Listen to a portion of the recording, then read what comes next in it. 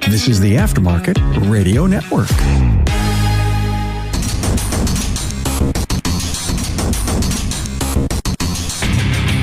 Welcome, everyone, to yet another episode of Diagnosing the Aftermarket A to Z. I'm Matt Fonslow, and I ran out of guests, so I had to go back to the honey hole if you're one of those fisherman types.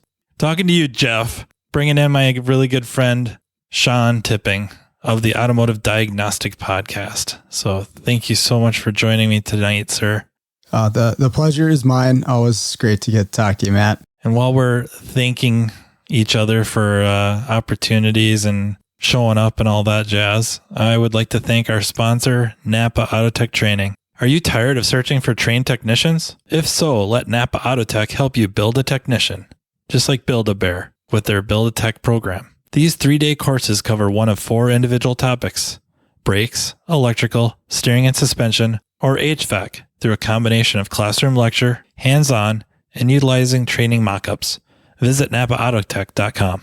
I've never actually done or seen the whole Build-A-Bear thing, but that line gets me every time I'm listening to your show. I don't know how many people have actually caught it. Brian Pollock caught it when we were actually recording. So I don't know. I tossed that in there just to see if somebody catches it, or everybody does catch it and they just roll their eyes. Oh, Matt being Matt. What the heck? Going for the cheap laughs.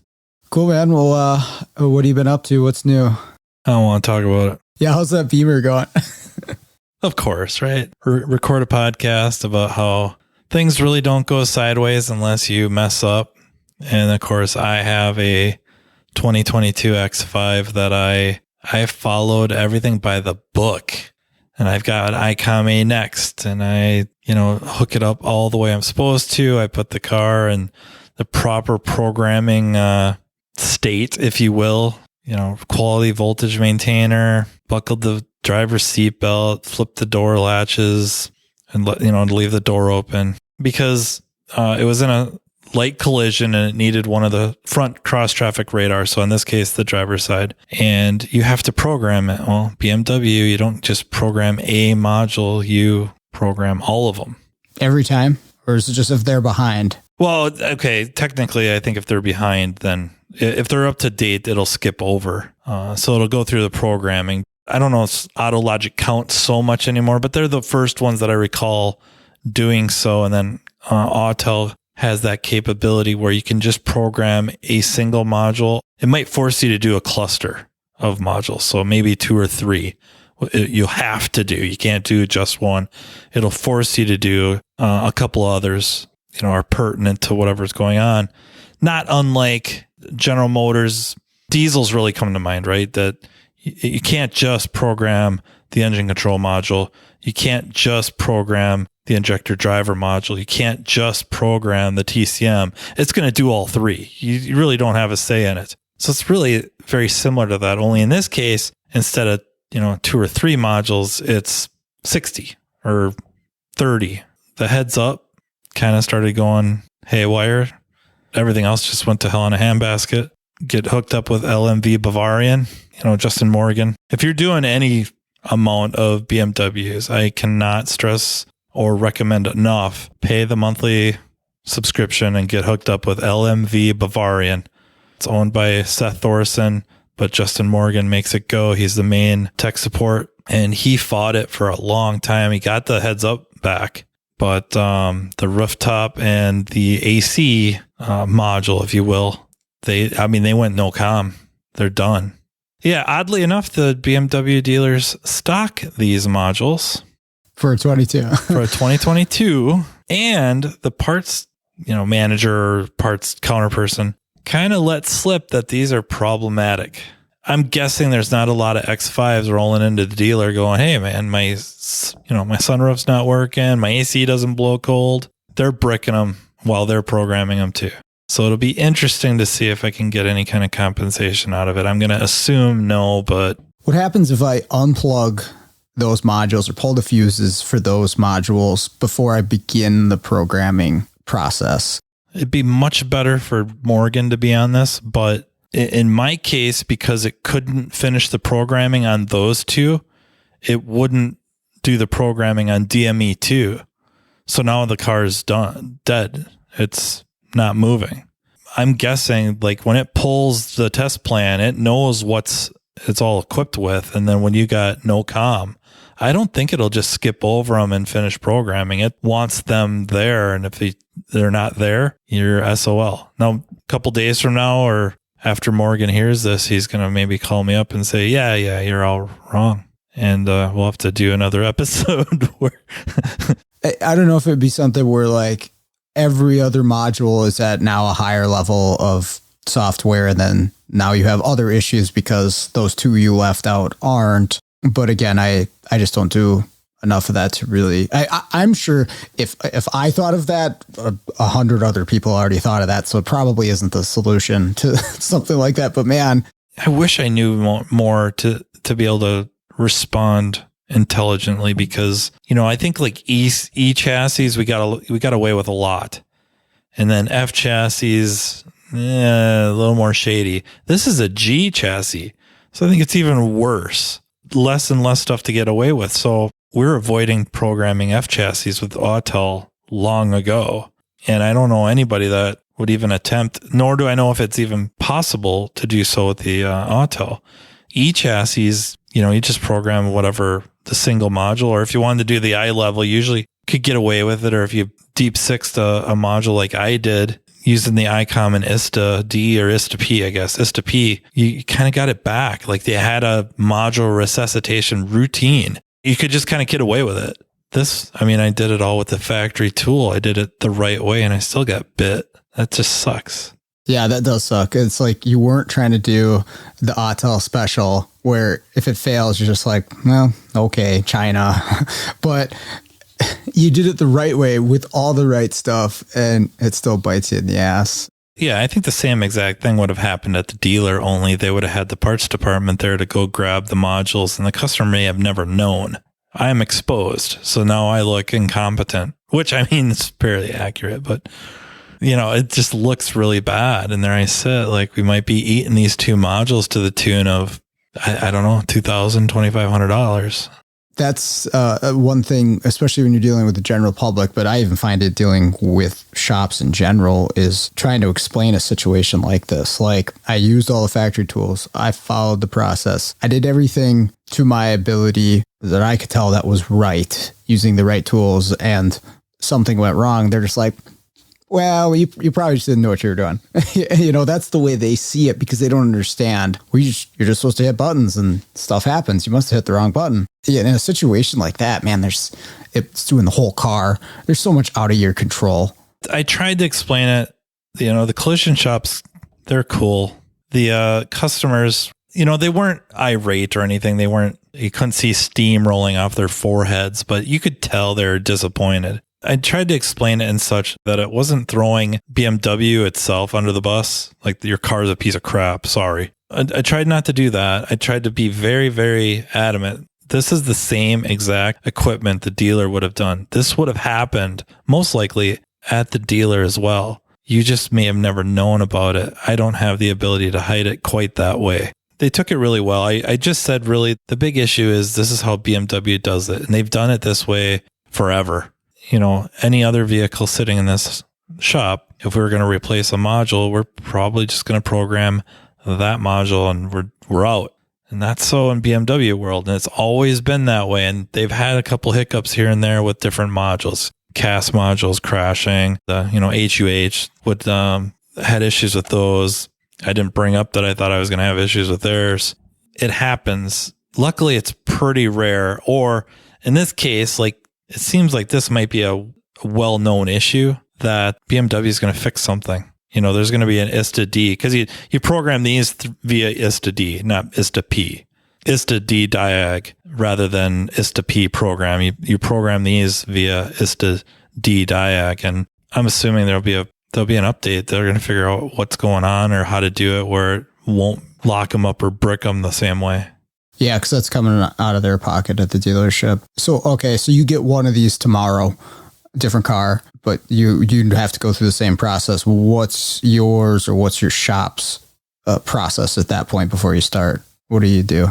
Well, we're going to install like an altar or something, and that we can make a sacrifice or pray. I don't know, something. I didn't tell him about the other BMW. I told him I've programmed a fair number of BMWs with no issue. So this is kind of a surprise to me too, and it sucks. And then the last time I had an issue, I kind of did it to myself because I was messing around, You never know when it's going to hit you. You're doing the same stuff. But sometimes it's you doing the same stuff or something you're feeling pretty good about. I've done a lot of these, and then eventually one of these bites you in the ass. So you just kind of have to be ready for it because, yeah, everybody's going to break something eventually. That's the way it goes. Not to repeat a whole episode, but the last one I did was a GM instrument cluster. That was the first one in a long time. To outright brick something like that just doesn't really happen. Like, you can have programming fails on many different car lines. It doesn't even pay to discuss all the different ones, but you can have the programming fail. And there's certain reasons, like General Motors, sometimes the data bus doesn't seem to go to sleep. So you isolate and then it'll just program fine and connect everything back up and away you go, or bench program it and you're good to go. The programming failed, but you didn't drop the module. Like, it isn't gone. On Ford, it seems like Ford were really hard to brick Fords. Even Chryslers, I think, were just the way they do it in blocks just seem to work better for if things go sideways. You just go back and reprogram and it kind of picks up from where it left off. I was at Keith Perkins' facility this past weekend for some training for module programming and stuff. And he's bringing up the exact same thing that you're mentioning there with the same vehicle, saying that domestic vehicles, for the most part, Ford, GM, Chrysler, that it's how they set up the bootloaders. And this is per Keith, what he said this weekend, so credit to him on this. But it's how they set up the bootloaders is that a lot of the Asian or import manufacturers, for whatever reason, and I know the modules are probably coming from outside the U.S., so how all that works, I don't know. But where there's one bootloader, and if something happens bad during programming, and then that bootloader's gone, it's done. It ain't going to talk no more. Right? Wrong zeros and ones went in the one place and it's over. But that a lot of the domestic modules like Ford, right? Ford, really robust modules, they have a second layer bootloader so that if the first one gets screwed up during programming, it has another layer that allows it to still talk, right? And I say that like I know exactly what I'm talking about. I don't, but it makes sense because I've seen the same thing where the domestic stuff, it's pretty foolproof in the fact that you can screw something up, something can go bad, and you get another chance, right? Or you cycle the key and the module's still alive, right? You cycle a key on a Nissan, it's all over. So yeah, interesting that you mentioned that. For 98 years, the NAPA name has meant quality parts and service. It also reflects top quality training programs to help you build a more successful vehicle repair business. No doubt, the technician shortage is impacting everyone, but you're not facing this battle alone. NAPA has the solution by making NAPA AUTOTECH training available near you. NAPA AUTOTECH provides automotive aftermarket technicians career development opportunities through structured, disciplined, measured, and high-quality technical instruction, no matter the technician or service advisor's skill level. This instruction enhances understanding of vehicle systems, increases first-time repair capability, and overall customer satisfaction. It also prepares technicians to become ASE certified. It's a fact technicians who receive training to improve their knowledge and skills have a higher sense of job satisfaction. This reduces technician turnover and increases productivity, directly improving a shop's profitability. It is vital to the success of a shop's business that today's technicians are equipped to diagnose and repair today's complex vehicles. With our ever-changing technology, the technician's knowledge and skills need to be updated and refreshed on a regular basis.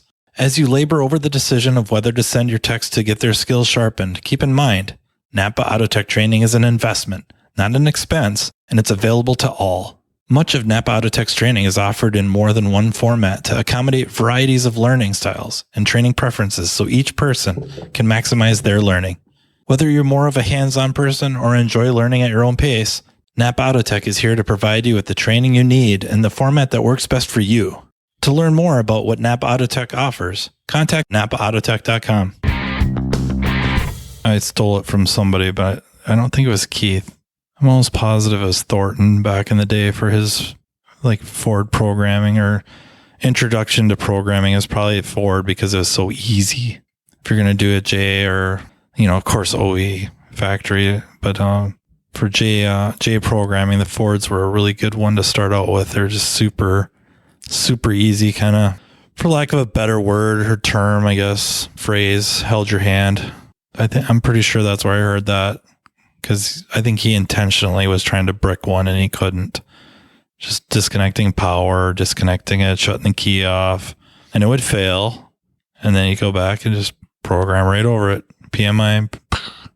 I had that with a Cummins module. I wasn't trying to, but I might as well have been doing what I was doing, really setting myself up for failure and wipe this thing to the point where there's like no flash number in it at all. And I was like, oh, this thing's bricked, and the Cummins ones aren't cheap. It would still communicate enough to program the module. So something in there is still there to run the module, bootloader or whatever it is, to wake it up and say, all right, send me something. I don't have anything in here. Was that new enough to do AUTOTECH? It was AUTOTECH one, yeah. But yeah, I don't know. Sometimes it's exciting. You hit the button and you don't really know, like, is this going to work or not? I don't know. Let's see what happens. I had this Jeep. Oh, man. Probably like a 2016 Jeep Cherokee, and the body shop sent it to me to program airbag and airbag module. And I think that one you had to do a passenger presence, so the seat weight sensor, and you had to do like the 3 levels of weight, messing around with it with AUTOTECH. And I see something where it's like blow all bags. And I'm like, there's no way. There is no way. So I decide I'm going to push the button. I just got to know. Like, there's no way this is going to blow every bag. That'd be ridiculous. This would be all over YouTube. So I probably should have had video running or something. But yeah, I hit the button. And yeah, I jumped high enough to smack my head on the roof, but it didn't blow the airbags. What it did is the headrests releases all the headrests, so they're kind of spring loaded. Sure, yeah. Spring loaded to force your face into the airbag. But that's what it did. It blew all those. It scared the absolute crap out of me. So then I went around the shop and just set everybody up like,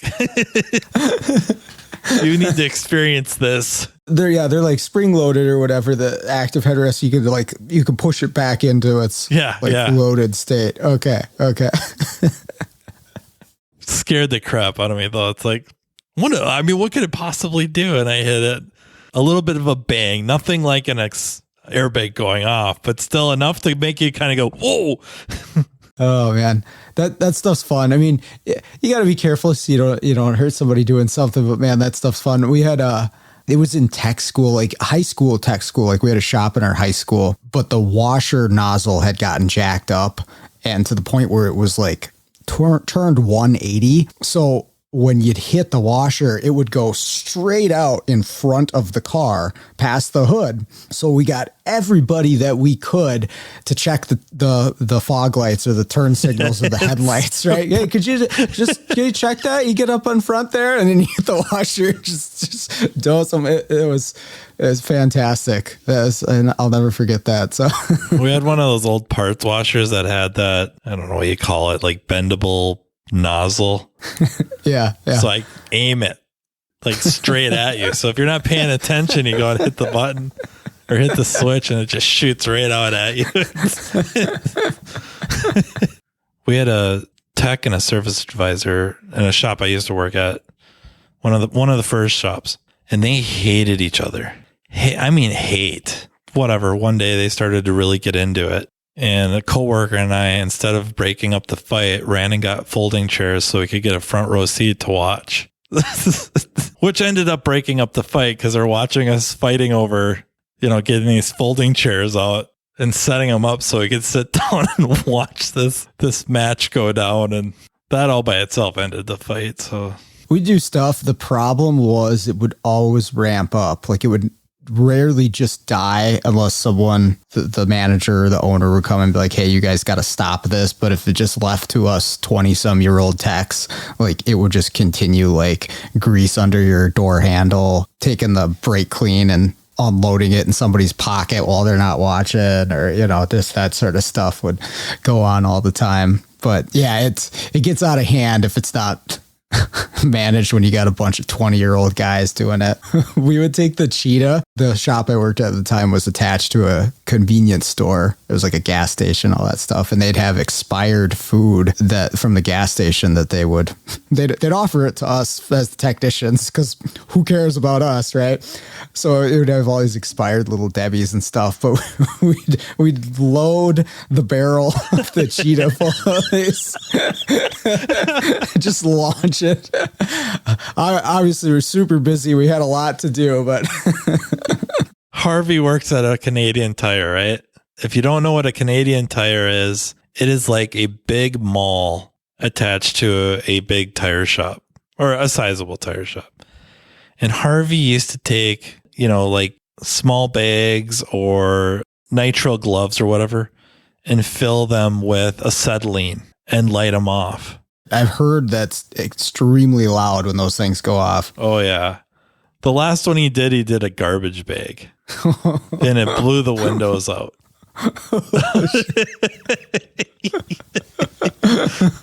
I don't want to exaggerate. I don't know if they actually evacuated the mall, but it's like, it was that level. It blew the windows out of the shop.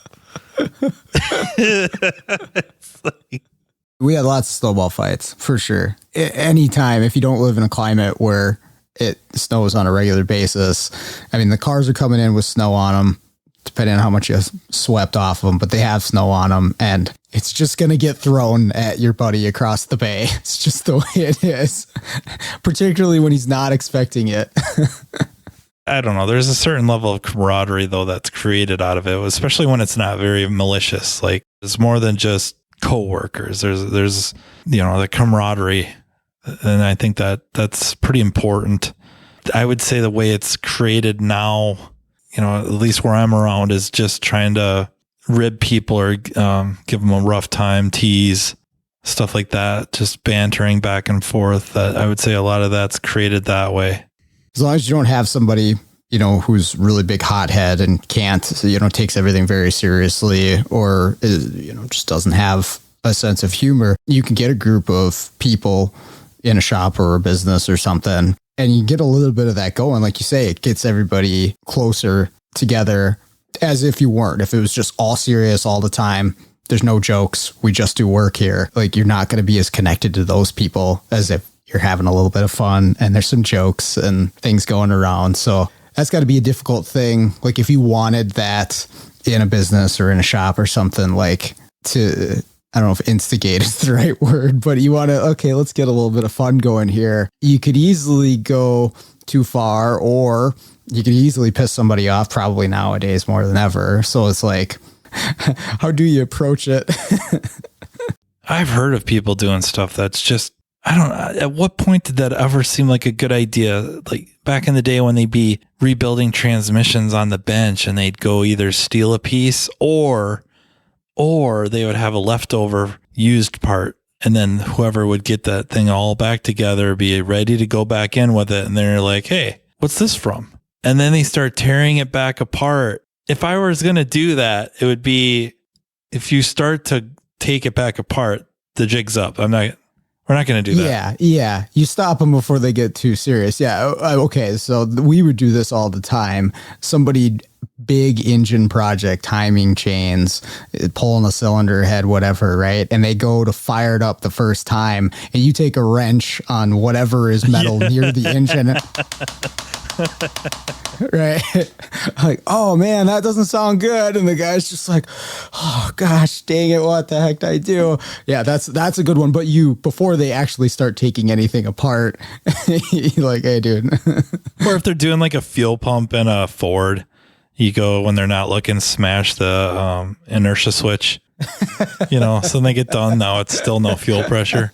But I'm not going to let them drop the tank again. We would send the new guys that would come to do oil changes and stuff. That was actually the first shop that I had a full-time job at. We would send them over to the car wash next door to get the squeegee sharpener. They're like, they have it over at the car wash. We need to sharpen our squeegees. Could you go over there and ask them for it? If it's in good fun and good taste, but that's the trouble is like, where's it cross the line? And that all probably depends on the person. And yeah, nowadays is a lot different than it was. I still give it to him. I don't know. I can't help it. You think it's different because it's mostly guys? Customer service rep evolving into a service advisor. I give it to her pretty good, to the point where customers have thought we were married. They're like, wow, how do you guys work together? Like, I don't know how I put up with it. And then they interpret that as like we're married or something, but rip on her pretty hard. And then, the others we've had. I mean, plus I'm not singling them out either. Everybody's fair game. If anybody gets the worst of it, it's the boss. I'd probably give it to him worse than everybody. It does seem to keep spirits up. And then of course you're included. Like if it's everybody is kind of getting teased a little bit, now you're part of the group where it would be, I would think, horrible if somebody's good naturedly ribbing everybody else except you. If everyone has a nickname but you're like, wonder why. So we're encouraging hazing. Is that what the point of this episode is? Yeah, this is the hazing episode. Gosh, you got to work together. Typically you're spending more time with coworkers than you do your own family. You might as well get along. You might as well have a little bit of callous enough to work out problems without them just becoming something more than they need to be. Like you can have even a heated discussion over something without it just deep six in the whole frickin' place, like just causing so much strife that you can butt heads a little bit, and then 15 minutes later you're going to lunch together. That's how it should be. And I think, that little bit of whatever it is, teasing, hazing gets such a horrible name because people have that go so far with it, but just a little bit of it, it's kind of good for everybody. And I know not everybody, I know it's often attributed to just guys, and maybe at one time it used to be, but I don't want to say like we've worked with so many women, but the women that have worked for us and do work for us participate just as well. I mean, if stuff got to them early on, it doesn't anymore. They kind of got the hang of it. And the same as, we've had guys too that they just maybe take it too hard, and you're kind of like, yeah, it all depends on the person, how like personally they're going to take it. From my experience working with the females I have in the industry, which hasn't been a lot, honestly, I could probably count on one hand within shops. That's just the way it is out there. Still to this day, I find is that if there was a female working in the shop, whether it be in the shop or up front, usually up front, it's like everybody, meaning the guys, were on their best behavior, as opposed to if there was no girls around. That's been my personal experience, where like everybody minded their P's and Q's and was polite when she was around or working with them, and there wasn't a whole lot of just the sort of ridiculousness that we give to one another. And I don't know, maybe that's like you're saying, like bring them in, have them be part of the group. I don't know. I'm not sure how to manage something like that. Like, I don't want to talk like it's all encompassing, but the majority of women I know that work in the profession and even outside of it, they don't want to be treated much different, if at all. Are there certain lines they would rather not us cross? Of course. Sometimes it's hard to find those lines. And some of them, everybody has a different range, and it doesn't matter who they are. They just do. But the vast majority of, they're part of the team. They're engaged in all the same conversations. And if you're going to say certain things about, one thing, they're going to say stuff about the opposite end of it. And if you can't handle it, then you better not engage in that type of stuff. Usually doesn't have to go to the extremes anyways. You watch younger people, they got to test boundaries. And I get it. And that's the way that works. But I just find that it works out much better, especially when they see it's everybody. You're not singling them out one way or the other, singling them out for teasing or singling them out for not teasing. And that's been my experience now, this run I'm having on I say it on a podcast and then it blows up in my face like programming. HR's coming for you tomorrow. Luckily, I am HR, so I might be able to squeak by this one. But yeah, it's been a pretty small amount of women that I've worked with in general in the industry, and then even less actually in the shop. I can think of one that I personally worked with. I've known other female technicians. I just didn't work with them in a shop, but one technician, and she actually ended up transferring to the front end after a while anyways, but that was it. Otherwise, we've definitely had a lot as service writers. That's been more common. I mean, they're awesome with people skills. I mean, it fits the role, but I think it's been talked about quite a bit. But what do you think is the reason we see so few back in the shop actually working on cars? Because I don't think anybody, especially today, is trying to keep anyone out of the industry. No, I mean, we're crying for talent. It wouldn't matter where it comes from. I think primarily with a lot of that stuff, it's just doesn't appeal to that many. And generally, as a whole, I would say the service trades or skilled trades, we have given such a bad name over the years. You know, auto repair, probably we've done more harm to ourselves than anything. But then as a society, like, and I know this has been discussed many times, but so many very hardworking people, back to the statistics that it's generally men. So the fathers are sitting at their kitchen table after, you know, sweating their tails off or whatever, welding, or out in the horrible heat, building a house, or whatever, working with human excrement as a plumber in that world, in like well and septics, if they're cleaning out septic tanks, stuff like that, servicing septic tanks. Those are really, really good jobs. Maybe not always pleasant, but generally well paid, you know, offering benefits and stuff that we're just now catching up to. And I hope to actually, you know, exceed, but we're just now really catching up. All these people we're talking mainly the dads, fathers sitting at the kitchen table, telling their kids, don't do this. Don't work like I do. Don't get dirty like I do. Don't sweat like I do. Go to school. We're going to help you. So I got this job, you know, and depending on how far back we're going with the clock, you know, mom maybe stayed home more often, good, bad, or otherwise. They worked, and that paid for everything, including putting their kids through college, not to go into the skilled trades. And we're seeing it. I think it's changing now. I think more and more parents are going, you should look into this. You should look into being an electrician. You should look into being a plumber. You should look into being an auto mechanic. Hopefully we need more of them. The fear of automation has to be real. The fear of artificial intelligence has to be real. I'm not saying it's there yet. You know, Chat GPT, we did that episode together. It's a language model. It's not maybe technically artificial intelligence coming up with ideas and solutions and answers all by itself. It's probabilities with words, but look what it can do. Mind-boggling. So any logical person would be telling their kids to find something that is not going to be easily replaced by automation. I don't know. I mean, I pushed really hard for my kids to go into skilled trades. Not a one of them did it. Blows my mind. I mean, my oldest son, so it'd be my third oldest, he's now 19, but pushing 2 years ago, comes home with a flyer from school. One of the electrician companies came in, and basically they'll hire you on at, I think it was like 18 to 20 bucks an hour as not even an apprentice, basically a gopher.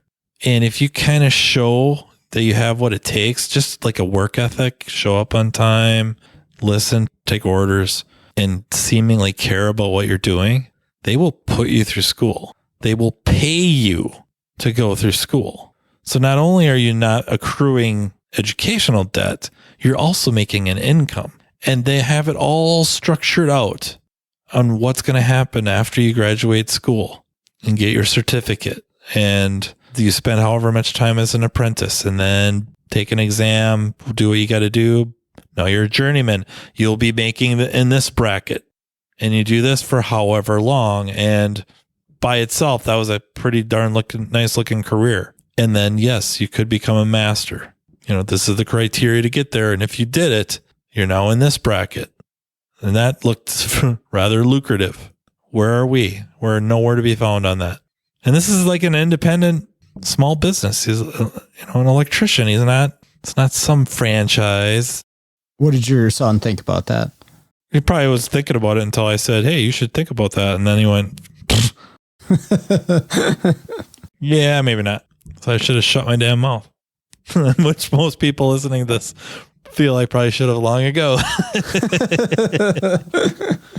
Yeah, man. Having that plan laid out for somebody who's looking, that's huge. That's absolutely huge. Like, here's the steps. Here's how you get to where you can be. I think that's a lot of what most of our industry is missing to get people on board right out the gate.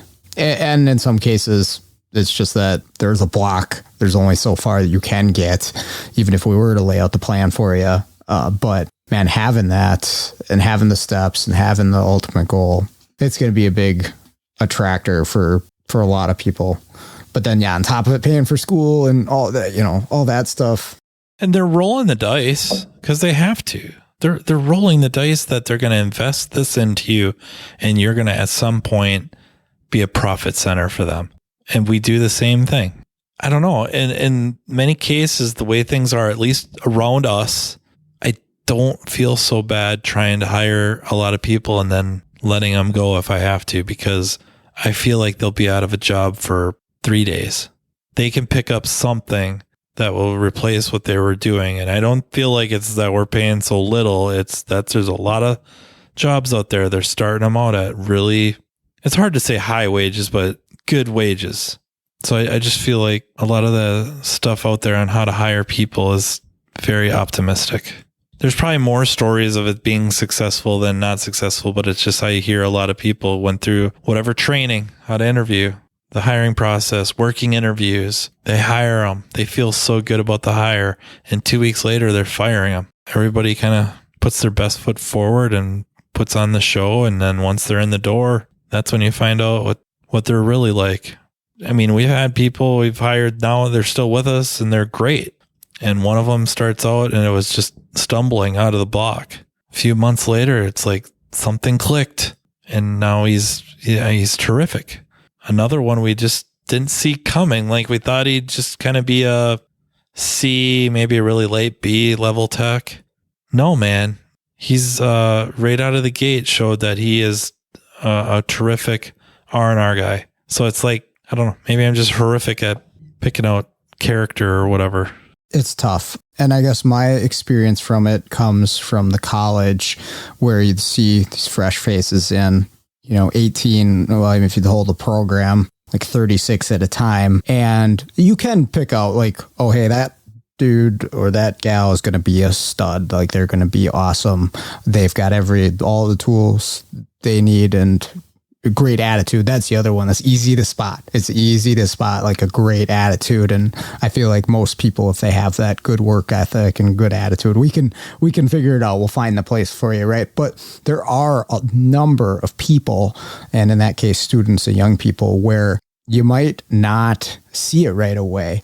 And you don't know when the light bulb's going to come on, they're going to blossom. And unfortunately, depending on which side you're looking at, it could be several years. Like some people, they're just a little slower to mature or to gain whatever it is that they need. But you can be surprised by some people. You're like, wow, I didn't necessarily think that that's what this person, was going to become or was going to be capable of. I guess I'm speaking mainly for myself. Is like, yeah, you see what appears to be the same student group come in. Okay, hey, this guy's a guy, this guy's a D guy, right?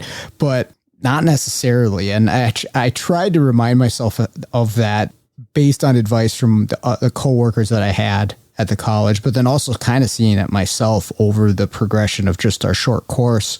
You don't know exactly when. But if you're running a business, that's tricky because you're paying them money and they have to make money for the business. And if they're not, there has to be a decision made of like, how long are we going to wait this out for this individual? And what you were saying is like, you don't feel bad about letting them go. You probably shouldn't, because that's probably can be the best thing for some people in some cases, right? Like maybe this isn't for them. And that was the point where they realized, hey, this field ain't for me.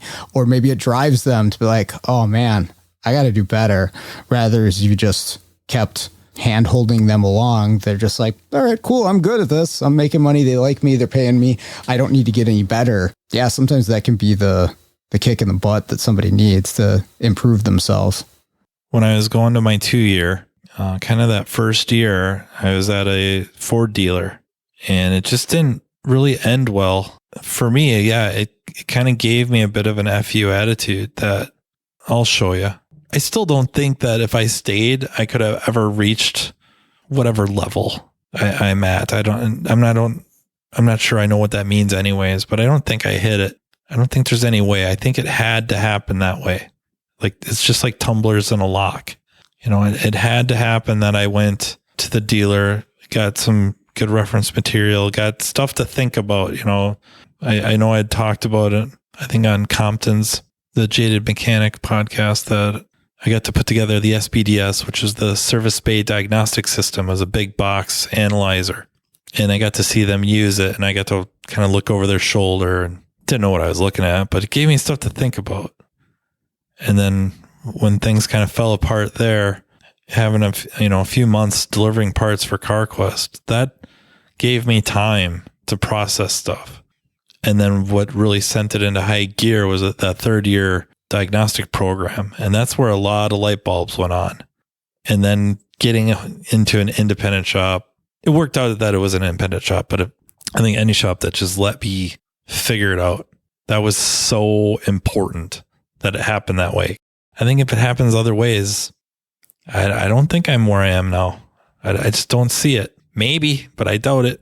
It's crazy to think any one little difference, or you can go back to specific interactions with people or one decision that you made, and your life is completely different than what it is right now. And you didn't know in the moment, talking to that one person, or you just made a decision. It's just what you did in the moment. And if that didn't happen, you didn't make that decision. You went the other way for whatever reason, just because it's just the way you were feeling that day. Like your whole life completely different, right? That's pretty crazy to me. And also I try to think like, wonder what I'm doing today that's going to completely change the course of my life, but who knows?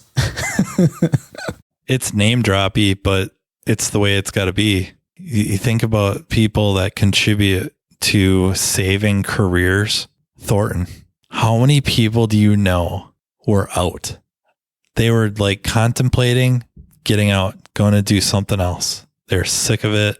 Body's broken down, mentally broken down. John was hooked up, or I should say is hooked up with a guy named Tim Hotelling with Automotive Seminars. So I guess a salesman, if you will. And how many shops did he call? How many shops did he walk into selling this class? And they end up going, and it lights a fire in them they didn't even know they had. A career course correction within the same profession, but they go from, whatever they were doing, banging out ball joints, probably making okay money, dying inside. And then they see this whole new world. And yeah, it maybe didn't happen instantly that they were in that world, but they evolved to it. First one that comes into mind, because he's spoken about it extensively, is Eric Ziegler. He was out. He was out of it. I'm done. I'm going to go do something else. And then, if I remember the story properly, Tim walks into the shop he's working at. Okay, fine, I'll go. And now Eric, as we know him. Does that happen without John? No. And how many times can you say that? Like, just imagine having that type of a positive effect on people. That's special. That's so special. Obviously, yeah, he's doing fantastic things, and he's a very special person. And yeah, I can think of a couple other people right off the top of my head that have said something very similar about finding him and his stuff. The other thing is, like, everybody can do that to a degree. I'm not John Thornton, right? Obviously, I'm not going to be doing the same things or influencing people in the same way. But, can you change somebody just 1 degree even, right? The trajectory, change that 1 degree in a positive direction. The impact that could make on somebody. I remember another thing from teaching. I learned a lot while I was teaching, but that somebody said, like, you're not exactly going to know the thing that you say to the student that they will remember forever. And it's true. If you think back, like, it doesn't have to be a teacher, but you think specifically classes and teachers and stuff like that. There's things that stick in your brain that guy said to you that you never forgot. And sometimes they're very powerful and meaningful, sometimes not. And I think about it like that person may not have been conscious of the fact that Sean was going to remember that statement for the rest of his life. But if you're working with somebody like a young person, a new employee, a student, whatever, you should at least be aware of that in an overall sense that what I'm doing I don't want to take this as like I'm super important or whatever, but what I'm doing in that position where I'm helping someone, teaching someone, guiding someone, something I do could stick with that person for the whole rest of their life, right? I'm not going to know what it is, but it might happen. So, okay, how can I at least take that into account when I'm interacting, when I'm doing something with this person? And hopefully what the things that I'm doing and that one thing that sticks and that stupid thing that I say is something that moves it in a positive direction. These are things that are kind of beyond our control, but at the same time, you can do something about it. You can be conscious and you can at least try to move in the right direction, I think. Yeah, couldn't agree more. I had a 84 Mazda RX-7, which was the 12A motor, was carbureted. When I bought it, the gas tank leaked if you filled it up over like 3/4 of the way. So I found a used gas tank out of Arizona for like $50, bought it, installed it, was great. I mean, my gas gauge worked, could fill it up all the way, freaking just spoiled. But about a month later, if I ever really got on it, the thing would just start, fish biting hard. Like I had no idea what to do. So I get my instructor to go for a ride with me. He's like, "Oh, I know what's wrong with it." I'm like, we've driven, quarter mile and there's, no scan tools or anything like that. He's just like, "Oh, I know what's wrong with it." So we get back and he's like, "Raise it up and see if you can find your fuel filter." So I find it. It's really easy to get to on that one. Take it out and it's full of like this red dirt. So he's like, "Think about it. At idle, cranking or whatever, it's filling up the carburetor. It doesn't need to move much fuel. So the fuel filter could be restricted, but that's still going to fill up the bowl of the carburetor, no problem. You start getting on it and now it can't flow enough to keep up. So that bowl drains and it gets to the end and then there's no more fuel. It shuts off. Engine speed dives down. It's dying. Starts catching up, fills the bowl up a little bit. Away you go. It starts just back and forth. And that way of thinking hit me so hard that it just started translating to so many other things, the way to visualize that. And that still carries with me, I think, just visualizing what's going on and what could affect this, what could affect that. And that was a pretty powerful moment. Yeah, and being able to provide that for somebody else is pretty cool.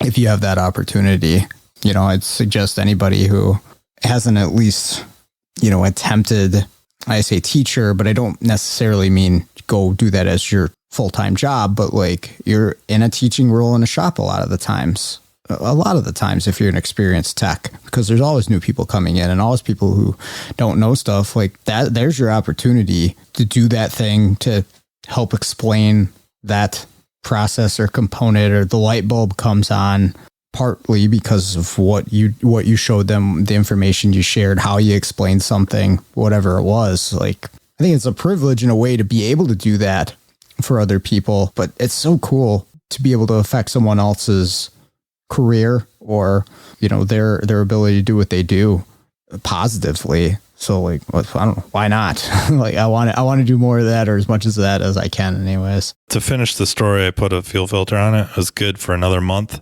Did the same thing again, all on my own, not to blow it out of proportion, but it's like, okay, twice in a row it does this. It's this red dust. It's red. Where would that even, is it rust? Where'd you get it? Arizona. Drain the fuel tank and scrub it up really good. It was full.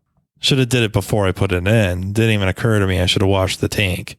But now that was something that stuck with me, that just thinking along those lines still, I still think it affects me. So yeah, those light bulb moments are cool. I don't seem to have a lot of them nowadays, but I still try.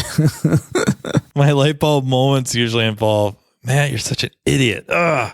I'll share with you this. Went down to Keith Perkins' facility, like I mentioned, this past weekend. I brought my employee, went down there he's got his J2534 and module programming course. It's like a 2-day where he sets up, there's like 20 people, I think, plus his team. His whole team was there the whole time.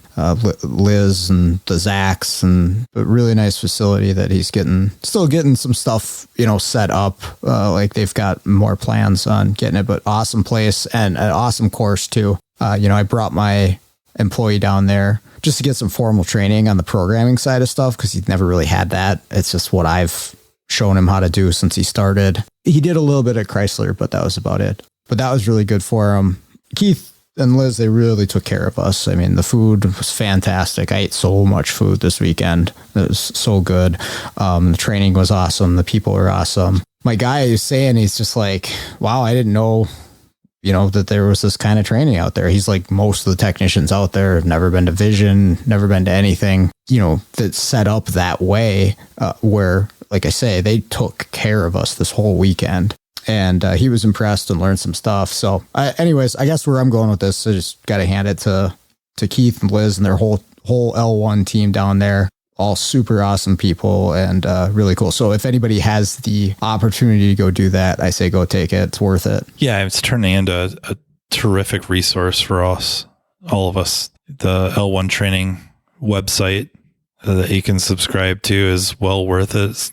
Now that he's got a space, he can start doing his training on locale, and that's invaluable too. Yeah, I can only think of maybe a couple others that do that. Sean Miller's done that. Mario Ruiz's shop as lately has been putting on kind of open enrollment, if you will, to pay money and show up and get some training. Matt Fowles next. Yeah. The training will be is I have some cars I need help with and you're going to fix them for me. And then there's an attaboy. We've got McDonald's for lunch and get to work. Because I care about your health. You're going to go to Subway. That would be a blast, though. I'd want to make sure to do it in like January, though. So it's 40 below zero. Everybody gets the full experience of Minnesota. Get Skundrich up here. Justin Morgan. Yeah, could you guys go push that Chevy truck in? It's sitting out in the lot. Battery's dead. We can show them what rust is and cold. The snow drip on you once it's up in the air. Get that up in the air right away. You ever seen somebody where they're pushing a car and I don't know why the shops I worked at never had car pushers. I've seen those now and I'm like, what the heck? Where was this when I was a tech? But you ever seen it where somebody's pushing a car and you hit a patch of ice and one of the people pushing the car just goes right onto the ice. Oh man, it's brutal. Just brutal. The two I've seen, how they didn't hit their head is beyond me, but they went down hard. I see these car pushers at shops now. I'm like, did they have these the whole time? Like the whole time, Firestone? Yeah, they've been around a long time. We're talking about the electric ones or put chains on the tires. Yep. Well, and then you kind of leverage it where you get the weight of the vehicle kind of on it and they grip pretty darn good. And I think you can get some now with even bigger tires on them that really, if you're really more on gravel type of situations where they still do pretty good. I don't think they're all that cheap. Yeah, I'm sure they're not. That's what we did. Finally got a 4-wheeler. That's the only way to go because you can push or pull. Sure. Which if it's 40 below, you probably don't want to push on that plastic bumper too hard.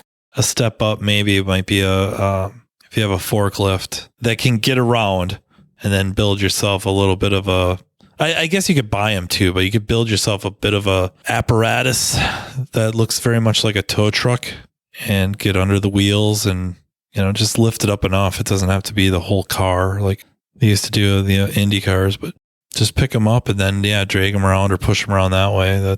I don't know. It still takes two people, but either one would be pretty cool. There's a used car lot that I go to that has a tractor, and it has these forks coming off of the tractor that are really long. This thing will go pick up a car, move it around wherever they got, and just drop her in. And I was like, dang, that's the setup. But the tractor's pretty big, so it's not like you're going to drive that thing right into the bay. But for them, they have so many cars, and moving those things around the lot, it works out pretty well for them. So we pushed them all like cavemen. Like every shop I worked at. Four-wheeler is a lot more fun. Also, when the guys break down, it's a small town, right? So we get away with a little bit more maybe than other places that somebody's out on a test drive and they break down a mile away. You just hop on the four-wheeler and blast out, push them back. Well, man, we're really good at killing time, eh? I don't know if we talked about anything. No, we had two different things we were going to kind of talk about, and we didn't, but that's fine. We got something for next time. Thanks for having me on. I really appreciate it. I really appreciate you coming on. And the Automotive Diagnostic Podcast is one of those must listens that if you're in the profession, it should be on your regular rotation, available on all your favorite podcast listening apps. I appreciate it. And I mean, honestly, I recommend yours to everybody in this industry as well. And it is awesome having, voices like yours out there to listen to. And it's like encouragement every week when it comes out. You get to listen to it. It's awesome to hear the intelligence and the passion that you got for this industry. I love that stuff. So thank you for doing what you're doing. Yeah, I just really have a rough time with me and intelligence in the same sentence, but I crack myself up often. Does that count? Thank you again, sir, for coming on. Thank you, everyone, for listening. Thank you so much to NAPA AUTOTECH for sponsoring this and making this all possible. And thank you to the Aftermarket Radio Network for really just putting up with me. That's about as high a compliment as you can give somebody. I give that to my wife all the time. She puts up with me. And most people are just kind of like, yeah, I know what you're saying. So thank you again. And until next time, take care. You've been listening to Matt Fonslow, diagnosing the aftermarket A to Z on the Aftermarket Radio Network. Follow Matt on your favorite listening app. He's very interested in what you have to say. Let him know what you'd like him to cover and come on the show. Matt is all for advancing the aftermarket. Find Matt Fonslow on social media and connect or on aftermarketradionetwork.com.